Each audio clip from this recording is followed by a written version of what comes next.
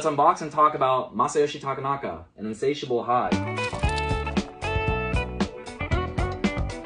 This is his third studio album, and it was released in 1977. Hailed in his native Japan as a guitar virtuoso, Takanaka rose to fame in the late 70s with his contributions to the world of city pop and jazz fusion, and has composed over 20 albums over the span of 5 decades, and still performs to this day. What began with a demo of his vocals carrying a tune would soon make way for his guitar to take control of the main melody, which earned him praise for his unique and playful approach at using the strings to encompass what his voice was trying to convey. Early on in his illustrious career, he showcased his influences of samba and Brazilian culture, giving his sound a bright tropical energy with those endless summer vibes, which was emphasized even further with his use of charming and yet impractical surfboard-shaped guitar. He has been quoted saying that he can only play a handful of songs on his heavy and awkward body, but to me, that's exactly what makes him a legend. Although I recommend a deep dive into his extensive material, today we're going to examine my personal favorite, an Insatiable High. Let's start with the cover art. It's beautiful on so many levels. As you can see, Takanaka is running down a desert road in Death Valley. To me, it looks like he's racing, because if you look at the back cover, it looks like he's throwing something in the air as if he won. And if you look at the road, in kanji, it says his last name, Takanaka. Sexy Dance is the first track, which proves to be the perfect intro to his music. The infectious rhythm and hook-driven riff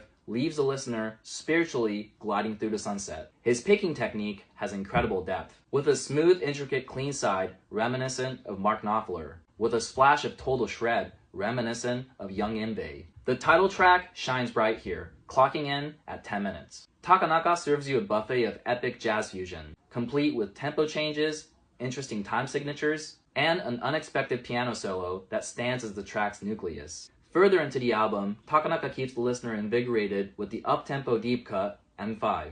The ambiance is giving Mario Kart vibes. The samba rhythm sets the base of the track, while Takanaka grooves with the vibes, dropping some fun and uplifting melody, while Tower of Power's very own horn section completes the whimsical formula. Thanks to YouTube algorithms, a younger audience is being exposed to Takanaka's talents. Grind sampled this song's Penguin Dancer on her 2015 track Butterfly, which also brought a lot of attention. Takanaka tested the waters of his popularity by booking 2 nights at the Wiltern in LA, which sold out. If you were like me and missed those dates, don't give up hope, because the popularity from those shows has only made him in higher demand, which means he might be coming back to the States again soon. Takanaka is based, and I love when artists like this finally gets his flowers, especially while they are still on Earth to enjoy them. So I recommend any of you summer lovers to listen to his music and let him put that heat wave on that ass. 3 of my favorite tracks are Sexy Dance, and Insatiable High, and ESP.